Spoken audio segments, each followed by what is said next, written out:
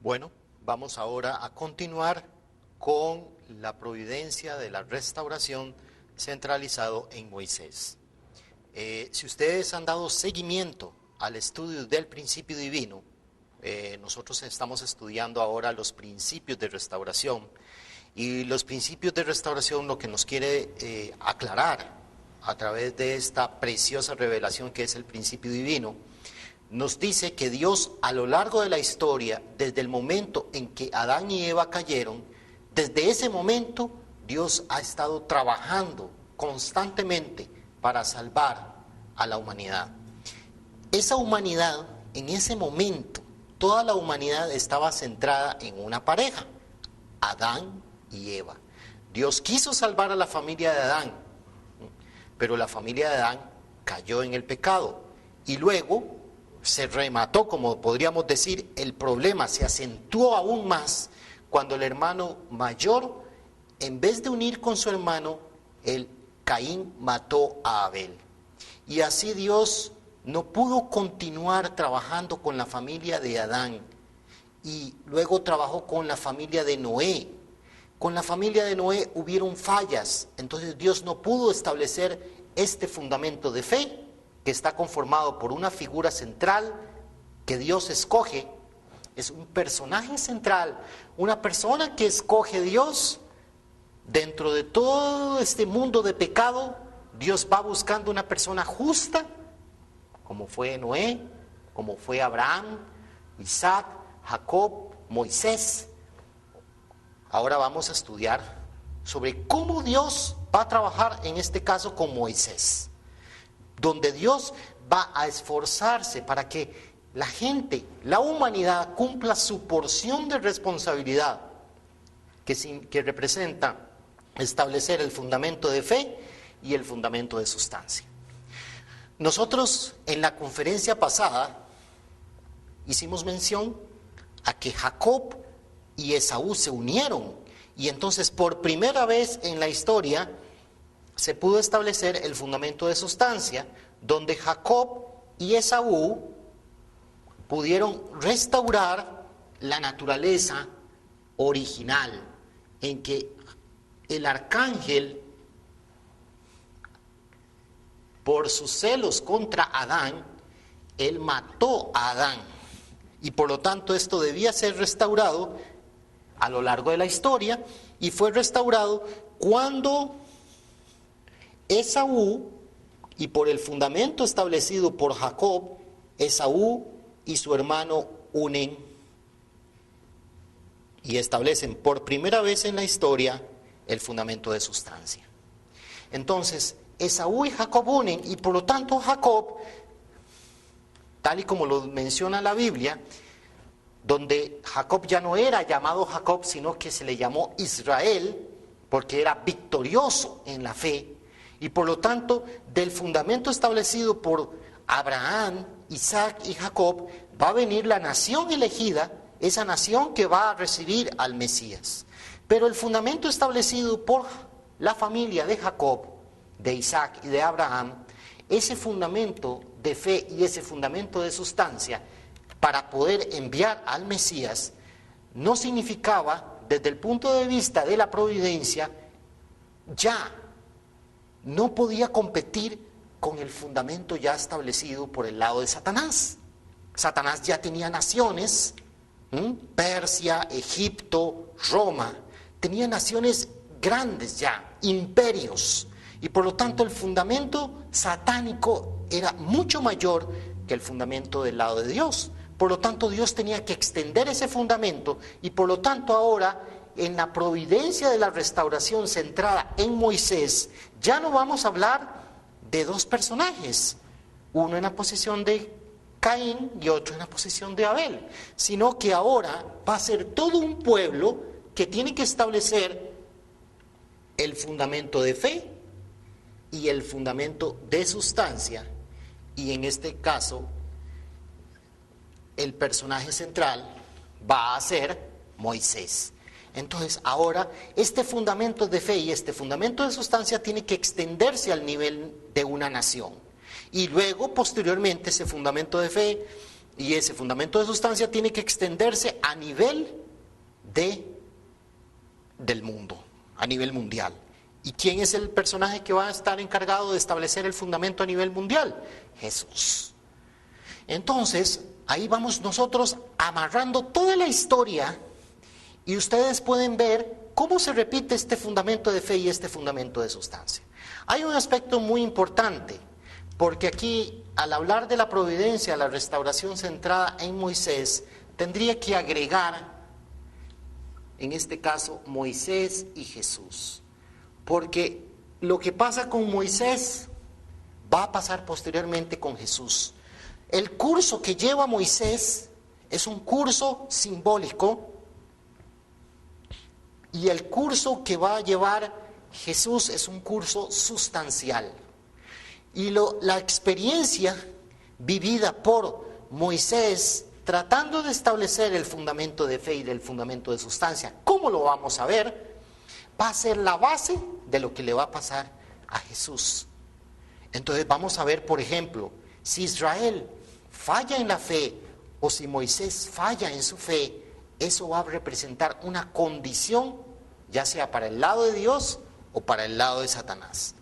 Repetimos, como lo hemos estado mencionando, la lucha que se da al final de todo el proceso de la historia es una lucha entre Dios y Satanás.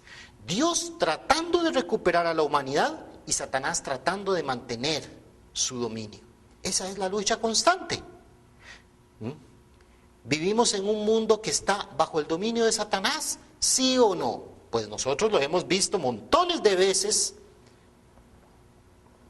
ejemplificado. ¿Cómo lo podemos ver ejemplificado? Dios manda a Moisés. ¿Y qué pasa con Moisés? La madre tiene que ponerlo en una canasta en el río Nilo, porque lo van a matar. ¿Qué pasó con Jesús? Los padres de Jesús, María y José, tuvieron que huir con el niño, porque Herodes quería asesinar a todos los niños. Eso no es el plan de Dios, eso no es el deseo de Dios. Es la lucha entre Dios y Satanás. Satanás sabe que el Mesías estaba llegando en ese momento a la tierra. Y Satanás, el trabajo que va a hacer Satanás es de eliminar, de matar, de asesinar al Mesías. Entonces la vida de Jesús fue una vida muy dura. Desde pequeño hasta sus padres tuvieron que huir para protegerlo. Entonces ahí es donde yo estoy haciendo mención a esa lucha constante que se da entre Dios y Satanás. Estos pasajes bíblicos que escribí aquí, Deuteronomio 18, 18, 19 y Hechos 3, 22, hacen mención a cómo el curso de Moisés representa como el patrón del curso que va a llevar posteriormente Jesús. Podemos ver Hechos capítulo 3, versículo 22, y aquí podemos ver, dice: porque Moisés dijo a los padres, el Señor vuestro Dios os levantará profeta de entre vuestros hermanos, como a mí, a él oiréis en todas las cosas que os hable. Entonces resulta que estaba haciendo mención Jesús, haciendo referencia a las palabras que dijo Moisés en Deuteronomio, porque en Deuteronomio dice exactamente lo mismo. Moisés está diciendo que Dios va a levantar un profeta de entre ustedes, el cual los va a guiar. Casi Moisés les está diciendo, por favor, háganle caso. Pero resulta que cuando viene Jesús, ¿qué sucede? Cuando viene Jesús, Jesús está recalcando que Él es el escogido, que Él es el enviado de Dios, pero la gente está aferrada a seguir las leyes mosaicas, está aferrada a seguir a Moisés. Entonces, eso tiene una consecuencia, como nosotros lo vamos a ir estudiando a lo largo de estas conferencias. Pero resulta que el curso de Moisés es un curso que va a representar como el patrón para poder restaurar una nación, para poder lograr que se establezca el fundamento de fe y el fundamento de sustancia, y para poder establecer el fundamento finalmente que representa el fundamento para recibir al Mesías. ¿quién tiene que establecer ese fundamento de fe? Pues el fundamento de fe en este caso lo tiene que establecer Moisés. Moisés está en una situación muy diferente a la de los demás personajes escogidos por Dios. ¿Por qué? Dios va amarrando la historia. El fundamento que estableció Adán, bueno, Adán no, la familia de Adán, en este caso específico, Abel, la ofrenda que hizo Abel, Dios la toma y la guarda. La ofrenda que hizo Noé, Dios la toma. El fundamento de fe tan grande que hizo Noé de construir un arca, Dios lo toma y lo guarda. El fundamento establecido por la familia de Abraham, Isaac y Jacob, Dios lo va tomando y Dios va guardando eso. Nosotros habíamos mencionado que con la caída el nivel espiritual del ser humano llegó a quedar por debajo de la creación. Por lo tanto, Dios, para poder relacionarse con esta humanidad tan caída, tan pecaminosa, el valor que tenía el ser humano era efímero, no tenía valor, y por lo tanto la gente para acercarse a Dios tenía que hacer ofrenda de la creación. Por eso Abel tenía que hacer ofrenda de un carnero, por eso Noé tenía que hacer ofrenda de un arca, por eso Abraham tenía que ofrecer los animales. Pero ya ese fundamento fue establecido para poder colocar al ser humano históricamente en un nivel más elevado.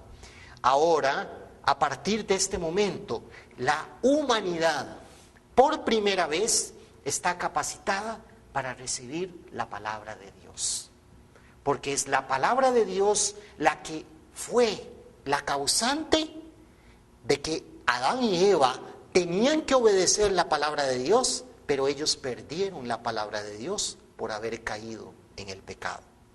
Entonces, ¿qué se perdió como resultado de la caída?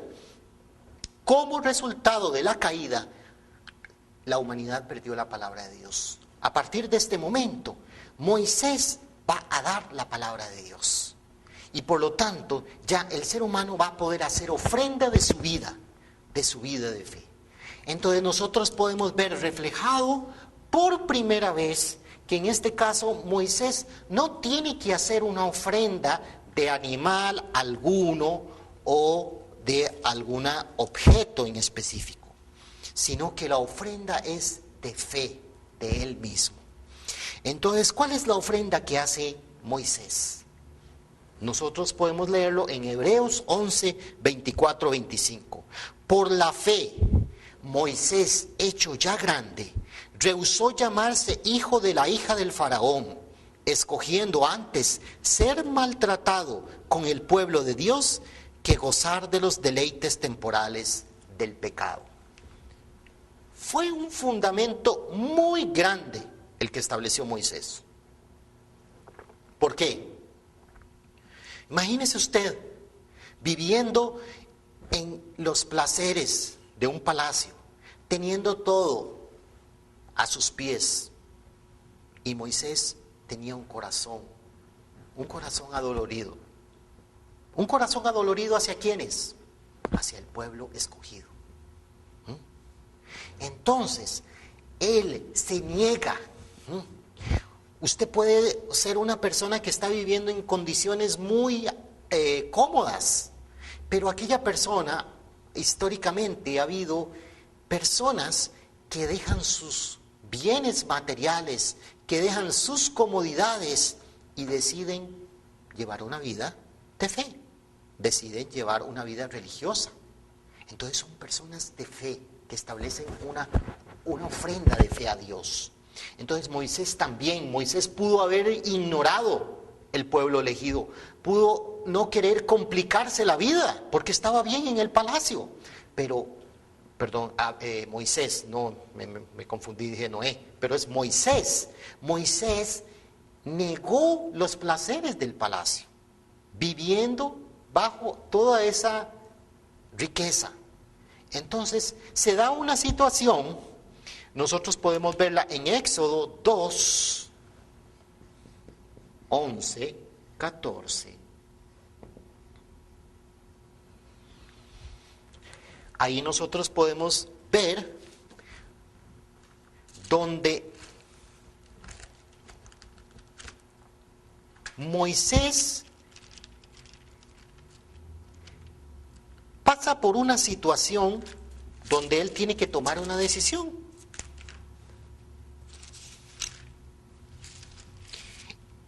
Resulta que en aquellos días sucedió que crecido ya Moisés salió a sus hermanos y los vio en sus duras tareas. O sea, él sentía dolor, sentía sufrimiento, sentía el dolor de la esclavitud de los israelitas. Y observó a un egipcio que golpeaba a uno de los hebreos, sus hermanos. Ahí está el fundamento de fe de Moisés. Moisés pudo haber ignorado a ese egipcio, pudo haber ignorado a ese pueblo, pero él no lo hizo. Entonces miró a todas partes y viendo que no parecía nadie, mató al egipcio y lo escondió en la arena. Pero vean qué sucede. Resulta que el pueblo de Israel tenía que darse cuenta que ese era el elegido. ¿Cómo era posible que prácticamente un faraón, casi Moisés era reconocido como un faraón, como un príncipe en Egipto? Y ven al príncipe matando a un egipcio para defender a un esclavo. Entonces, ahí era el momento donde la gente tenía que darse cuenta, los israelitas tenían que darse cuenta que estaba el elegido. Pero ¿qué pasa? Al día siguiente salió y vio dos hermanos que reñían, dos hebreos. Entonces dijo al que maltrataba al otro: ¿por qué golpeas a tu prójimo? Y él respondió: ¿quién te ha puesto a ti por príncipe y juez sobre nosotros? ¿Piensas matarme como mataste al egipcio? Entonces, vea que ya ese hebreo sabía lo que había hecho Moisés y no lo estaba así diciendo con respeto. ¿Qué crees vos? ¿Quieres hacerte pasar por príncipe de nosotros? Entonces no, los israelitas no estaban creyendo en Moisés, no estaban pidiéndole a Dios guía. Dios, guíanos, porque ¿qué pasa con este egipcio que nos está protegiendo? ¿Qué es una señal? ¿Qué será? Pues era una señal. Pero resulta que la ofrenda que hace Moisés de los 40 años en el palacio, estableciendo su fundamento de fe, porque él niega los placeres del palacio, entonces establece el fundamento de fe durante 40 años de vida que llevó Moisés y negó esa vida de placeres. El fundamento de sustancia tenía que ser establecido en que Israel reconociera, los israelitas reconocieran a Moisés. Y ese era un curso, el primer curso, el primer esfuerzo que hace Dios a través de Moisés para establecer el fundamento de fe y el fundamento de sustancia se pierde. Se pierde. ¿Por qué? Porque los mismos israelitas van y le dan a conocer a los egipcios de que Moisés había matado a un egipcio. Entonces, oyendo el faraón acerca de este hecho, procuró matar a Moisés, pero Moisés huyó de delante del faraón y habitó en la tierra de Madián. Entonces Moisés tuvo que huir y por lo tanto este fundamento de fe y este fundamento de sustancia se perdió. O sea, el primer curso, esto le podemos llamar el primer curso para establecer el fundamento, ni siquiera se inició. ¿Ven? Ahora, hay un curso, ahora voy a mencionar un siguiente curso, y resulta que hasta un tercer curso puede Moisés establecer el fundamento de fe y el fundamento de sustancia. Y más adelante vamos a ver cómo se relaciona con la providencia de la restauración centralizado en Jesús, porque Jesús también va a ir por un curso, un segundo curso y un tercer curso.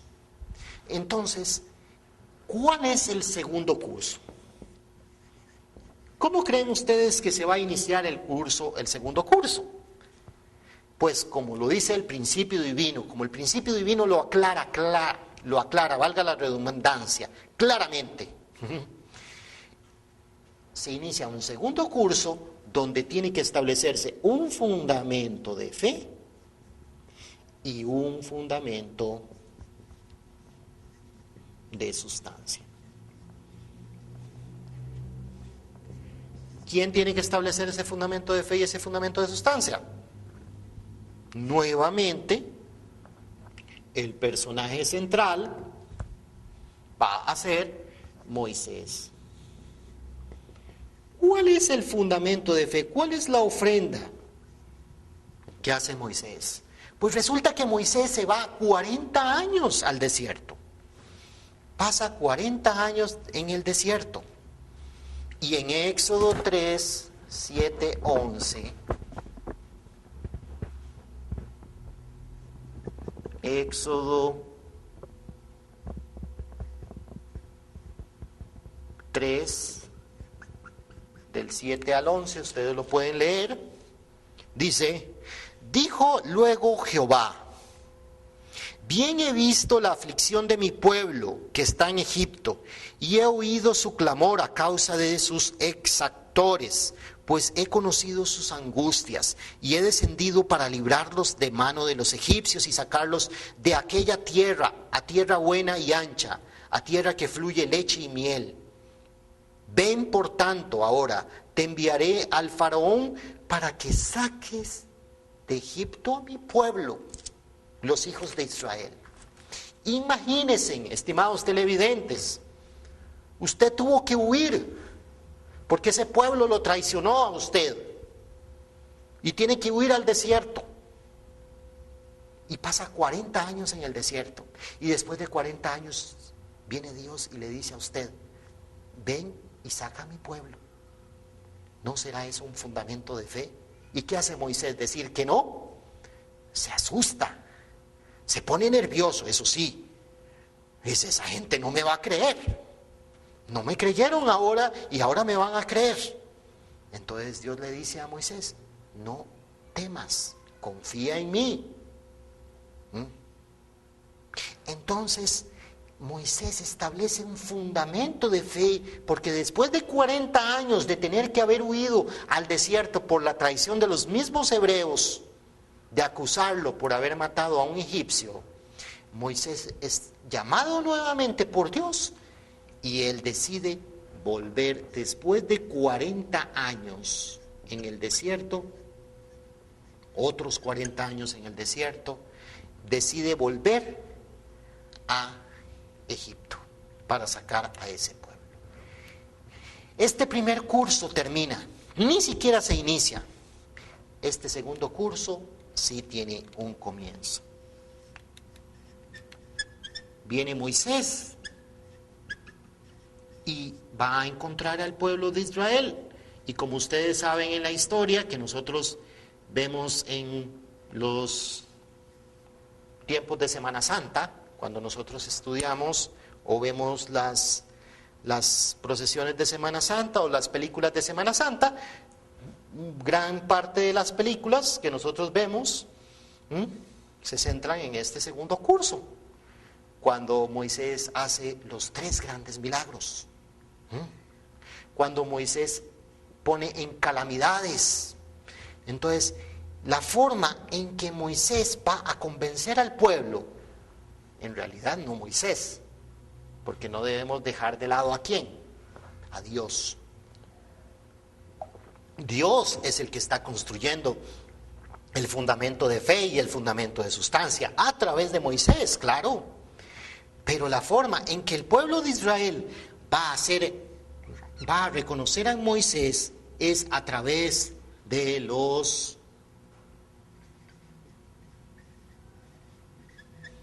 milagros. A través de los milagros. Nosotros podemos leer en Éxodo 7, del 8 a 12. Éxodo 7, del 8 al 12, ahí se hacen mención a los milagros. A los grandes milagros, donde Moisés su cayado lo convierte en una serpiente. Y entonces el faraón dice, voy a llamar a mis ¿cómo se llama? Los magos que él tenía. Y entonces esos magos transforman sus callados también en serpientes. Pero la serpiente de Moisés se come las serpientes de los egipcios. Entonces, ¿qué representa la serpiente?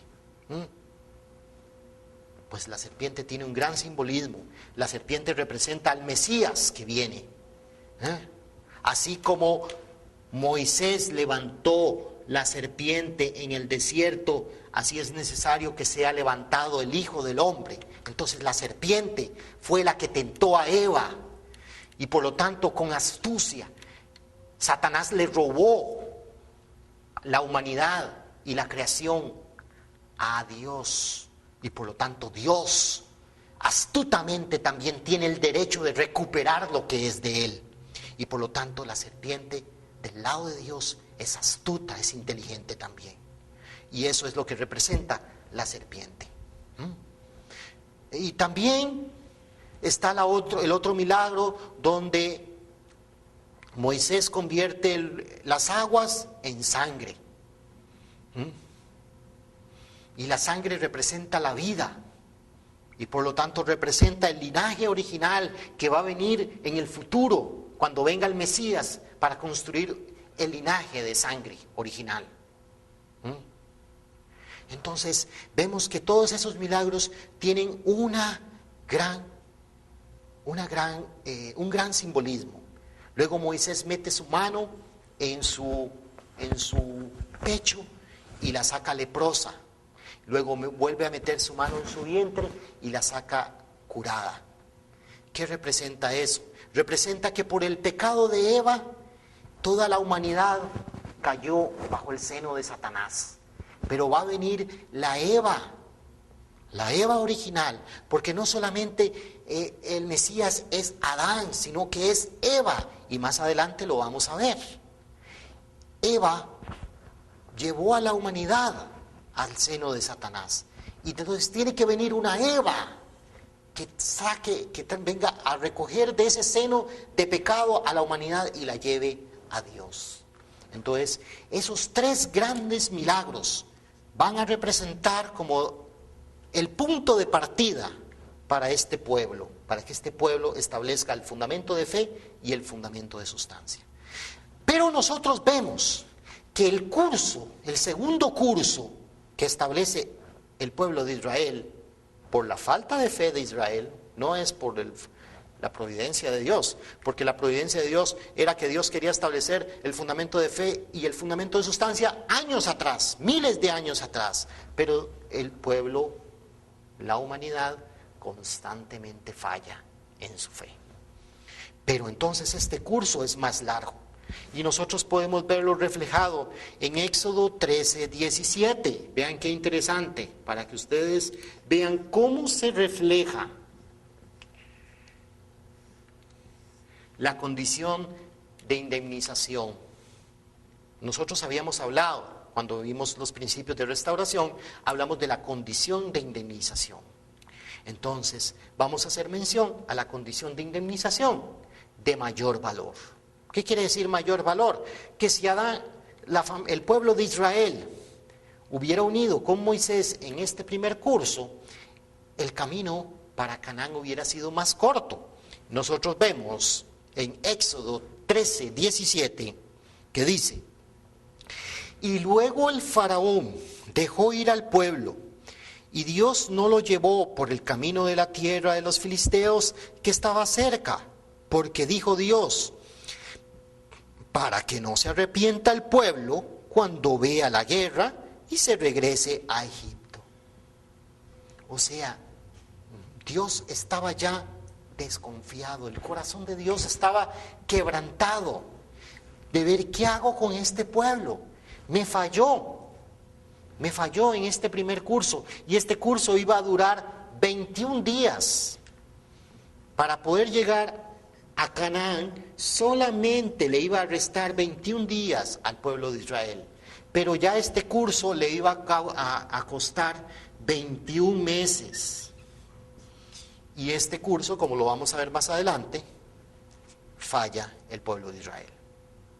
Pero resulta que este curso empieza con los 3 grandes milagros y con las 10 plagas. Entonces los egipcios liberan a los israelitas, liberan a los hebreos. Entonces los hebreos pasan por el Mar Rojo, pasan en medio de grandes e increíbles milagros. Nosotros podemos ver en Éxodo 13, 21, 22. Éxodo 13, 21, 22. Cómo Dios le mostraba el camino al pueblo de Israel con una columna de fuego por la noche y con una columna de nubes en el día. El pueblo de Israel podía ver claramente la mano de Dios sobre el curso que ellos estaban llevando con Moisés. ¿Qué era lo que tenía que hacer el pueblo de Israel? Solamente una cosa tenía que hacer el pueblo de Israel: mantener la fe a lo largo del curso. Mantener la fe.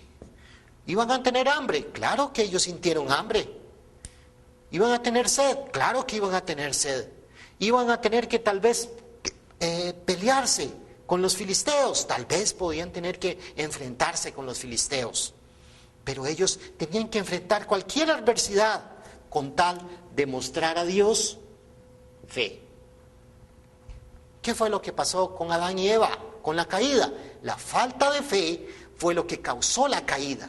Por lo tanto, es la recuperación de la fe lo que va a restaurar a la humanidad para sacarla del seno de Satanás y llevarlo al seno de Dios. Entonces es el fundamento de fe. Esto es lo que tiene que mantener el pueblo de Israel a lo largo de todo el curso. Entonces, ¿qué pasa aquí? Cuando van en el curso, en el camino hacia Canaán, Dios sabe que la fe de Israel es muy limitada. Entonces, Dios sabe que las costumbres que ellos adquirieron en Egipto era mirar a los egipcios como ellos adoraban a sus dioses.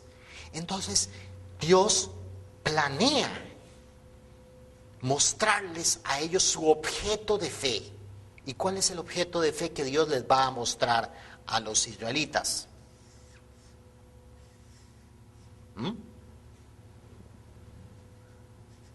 Las tablas de piedra. Las tablas de piedra. Entonces Dios les va a mostrar las 2 tablas de piedra. Estimados televidentes, algo que enseña el principio divino y algo que tal vez nadie se ha preguntado: ¿por qué 2 tablas? ¿Y por qué mejor no una? ¿O por qué no 3 o 4? ¿Por qué 2 tablas? Porque las tablas de piedra simbolizan al Mesías. Las tablas de piedra simbolizan al Mesías y simbolizan a Adán restaurado y a Eva restaurada.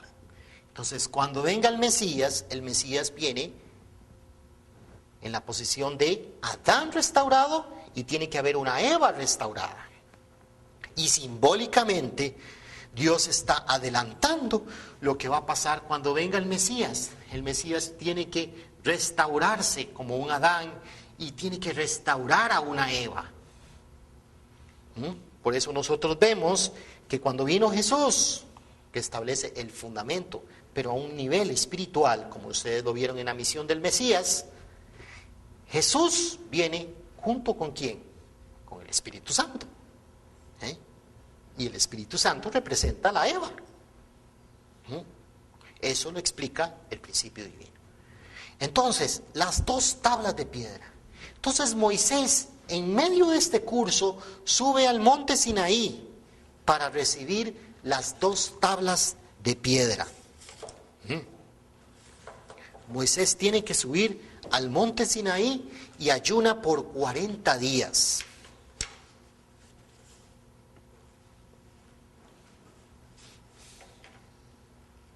Entonces, Moisés ayuna por 40 días y ¿qué pasa? ¿Qué sucede, estimados televidentes? Cuando él baja con las 2 tablas, ¿qué está haciendo el pueblo de Israel? El pueblo de Israel no aguanta 40 días, ya se desespera y pierde su fe y construyen un becerro de oro. Y entonces, ¿qué hace Moisés? Se enoja Moisés y ¿qué hace? Quiebra las tablas. Pues hay un elemento muy importante y es la personalidad de Moisés. Moisés se enoja y quiebra las tablas. ¿Y qué le dice Dios a Moisés? Vaya, suba otra vez, ayune otra vez y obtenga las tablas otra vez. Porque las tablas no tenían nada que ver con la falta de fe del pueblo de Israel. Era el pueblo de Israel el que estaba fallando en la fe. Moisés estaba quebrando las tablas. Entonces, el hecho de que Moisés quebrara, el quebrar las tablas, ya representa una condición histórica que va a afectar más adelante cuando venga Jesús. Entonces, el hecho de quebrar las tablas fue un grave error para Moisés. Y la prueba de ello es que Dios le pide otra vez a Moisés que haga el ayuno y que construya las tablas. Entonces resulta que no era cosa de ignorar lo que había hecho Moisés. Entonces Moisés tiene que subir nuevamente a construir, a hacer ayuno y recibir las tablas. Nosotros podemos hacer mención a una gran cantidad de bendiciones que recibe el pueblo de Israel. Éxodo 16:35. Todo el amor que Dios le da a ese pueblo.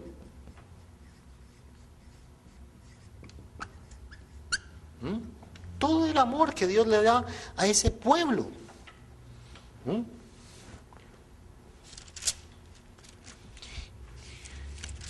Ese pueblo tenía hambre y Dios le daba alimento. Dice, así comieron los hijos de Israel maná 40 años hasta que llegaron a tierra habitada. Maná comieron hasta que llegaron a los límites de la tierra. Dios les daba maná y les daba codornices, les cuidaba, les daba amor a ese pueblo. ¿Qué significa eso? Está muy relacionado, porque nosotros vemos en Juan 6:48, y Jesús dice, haciendo referencia a sí mismo, yo soy el pan de la vida. Entonces vean cómo una cosa se está conectando con la otra. Lo que hace Jesús, lo hizo Moisés.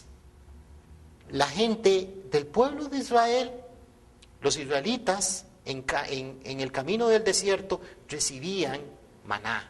El maná es pan. Y Jesús dice, yo soy el pan de vida. Pero ahora ya no es ese pan de vida, ese pan de vida físico, sino que es el pan de vida espiritual. Porque Jesús es el Mesías y la salvación que va a lograr Jesús va más allá de milagros, va más allá de maná, va más allá de recibir codornices, va más allá de recibir riquezas. Hay personas que viven en grandes riquezas y viven miserablemente. Entonces no es las riquezas lo que representa la salvación de Dios, es el pan de vida, la palabra de Dios, la palabra que trae el Mesías. Pero vemos cómo se relaciona lo que hace Moisés con lo que posteriormente hace Jesús. Entonces, ¿qué pasa? El pueblo de Israel sigue fallando en la fe. Sigue fallando en la fe. Y llega un momento en que el pueblo definitivamente falla en la fe y Moisés se enoja con ese pueblo. Y Moisés incluso intercede ante Dios, intercede por ese pueblo ante Dios. Y el pueblo falla en la fe. Ellos quieren volver a Egipto. Ellos quieren volver y ya no querían comer codornices, ni solo maná y codornices, querían comer y entonces empiezan a anhelar volver a Egipto. Ese Egipto que en este momento es un Egipto físico, un Egipto real, pero nosotros también en nuestra vida de fe tenemos nuestro Egipto y tenemos nuestro Canaán y tenemos nuestro desierto. La vida de fe que todos llevamos es una vida de fe que a veces en muchos tramos de nuestra vida de fe tenemos que ir por el camino del desierto y que a veces hemos tratado, intentado rechazar, eliminar, ignorar la vida de Egipto. Todos tenemos nuestro Egipto y hay personas en la vida de fe que vuelven a Egipto y son aquellas personas, pastores, religiosos, gente reconocida que caen en el pecado y esa es la vida de fe de todos. Entonces, si usted en algún momento se ha preguntado por qué aquel pastor, aquel religioso tan reconocido cayó en el pecado, ¿por qué? Porque todos tenemos que luchar en nuestra vida de fe. Y un pastor, un sacerdote, un religioso también tiene su lucha llevando su vida de fe. Entonces el pueblo de Israel cae en la fe. Y entonces este curso, en vez de 21 meses, se convierte en un curso de 40 años. Entonces se inicia un tercer curso.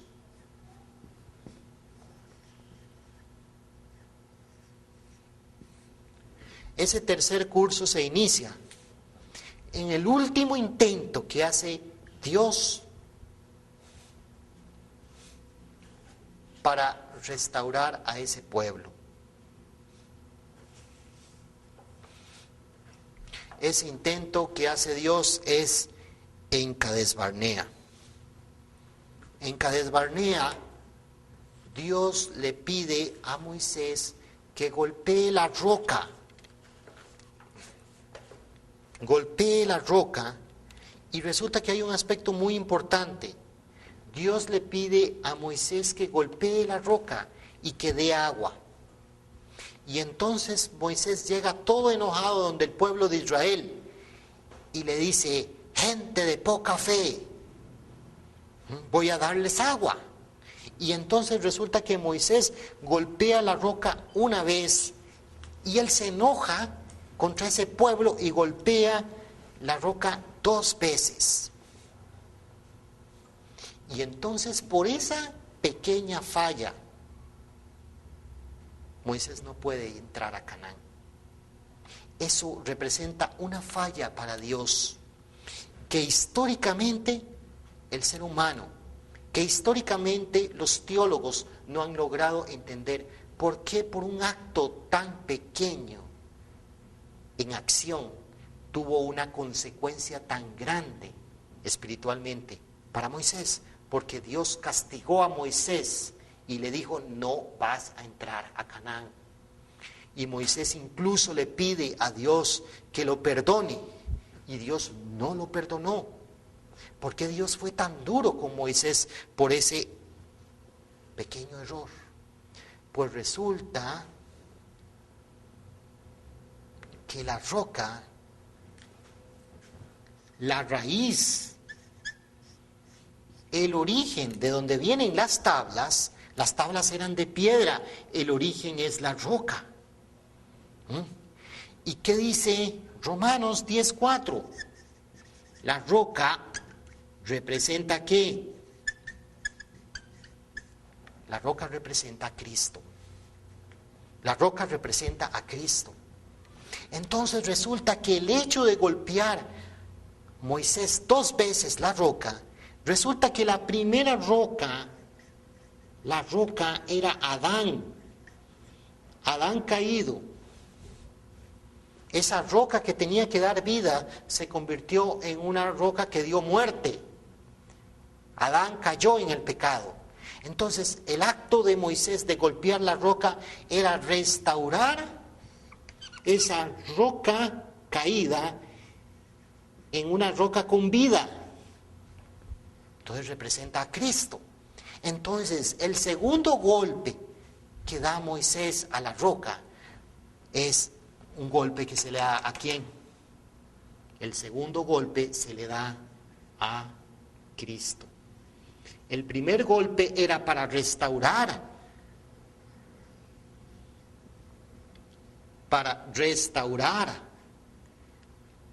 esa roca, para lograr la restauración de esa roca. Pero el segundo golpe que brinda Moisés es un golpe que se le va a dar a Cristo.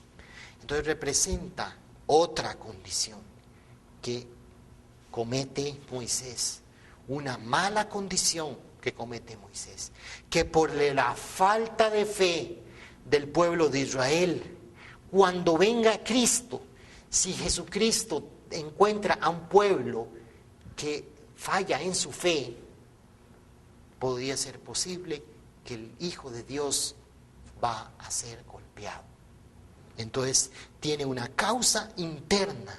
Esto representa una causa interna sobre la cual Satanás va a aprovecharse para cuando venga Jesucristo. Entonces, por esa falla de Moisés y por la falta de fe del pueblo de Israel, ellos iban a morir en el desierto. Entonces, toda la primera generación de israelitas, de hebreos que salieron de Egipto, no pudieron llegar a Canaán, sino que los que llegaron fueron los niños, los hijos, los que nacieron en el camino del desierto. Y empieza el tercer curso para establecer el fundamento de fe y el fundamento de sustancia. ¿Quién establece el fundamento de fe y el fundamento de sustancia? Pues resulta que el personaje central ahora va a ser ¿quién? Un personaje que tuvo fe, que mantuvo la fe de entre todos los que salieron de Egipto y fueron al desierto. Solo hubo uno que tuvo fe, y otro también. Fueron Josué y Caleb. Ellos tuvieron fe en Moisés. Entonces ellos, y si profundizáramos más, habría otro curso, porque incluso no solamente la falta de fe del pueblo de Israel, sino que incluso Dios hace que por lo menos 12, cada uno representando a cada una de las tribus, hicieran un espionaje a Canaán, porque por esa falta de fe de esos espías, que solamente Josué y Caleb mantuvieron su fe, porque cuando regresaron de ese espionaje, solo Josué y Caleb dieron informe positivo a Moisés. El resto de los espías estaban quejando. Y entonces resulta que ese fundamento de fe, que solamente Dios quería que por lo menos 12 representantes tuvieran fe, no tuvieron fe. Y entonces el pueblo de Israel no podía llegar a Egipto. Entonces nosotros podemos ver en Deuteronomio 3:28.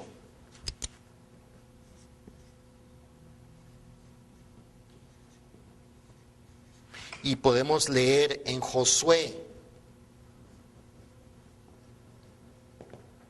1:5-6.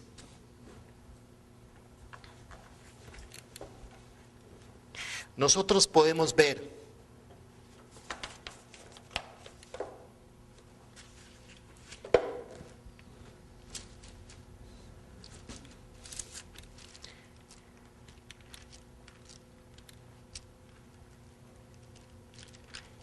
cómo Dios va a heredar en Caleb y en Josué la misión de Moisés.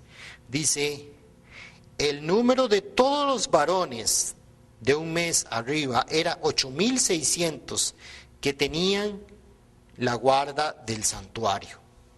Entonces ellos estaban unidos, eran la gente que había nacido en el camino de Canaán que seguían a Josué.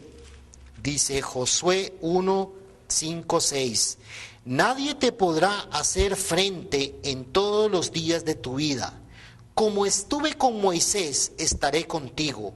No te dejaré ni te desampararé.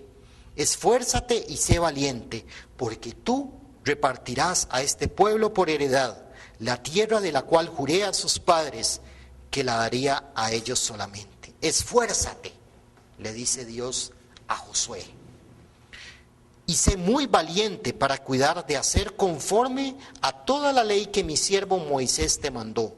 No te apartes de ella, ni a diestra ni a siniestra, para que seas prosperado en todas las cosas que emprendas. Nunca se apartará de tu boca este libro de la ley, sino que de día y de noche meditarás en él, para que guardes y hagas conforme todo lo que en él está escrito. Te mando para que te esfuerces y seas valiente.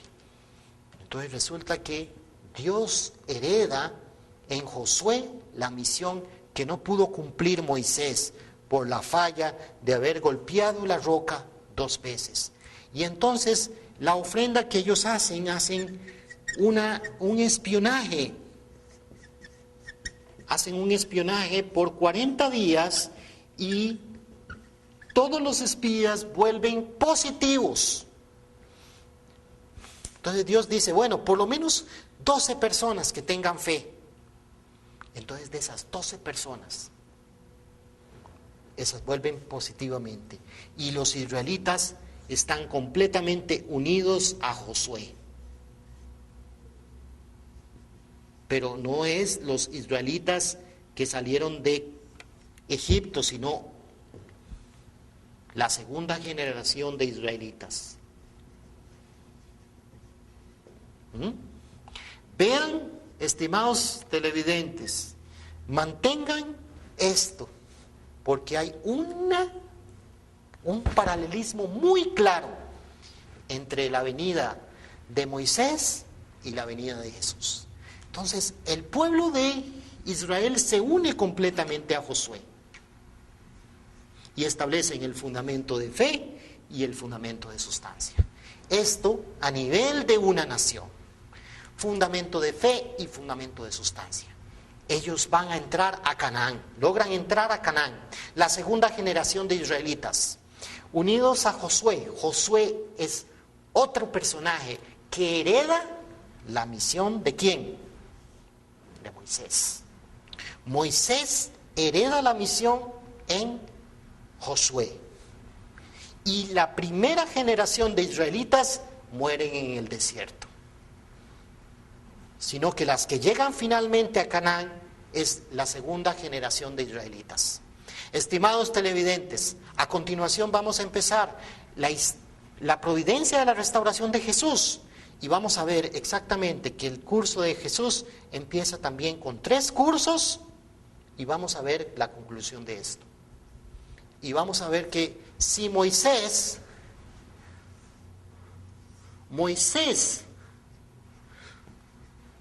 tuvo que heredar la misión a Josué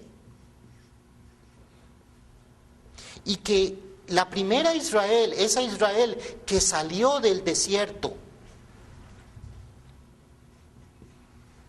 la primera generación de israelitas no logra llegar a Canaán, sino que la que finalmente llega es la segunda generación de israelitas.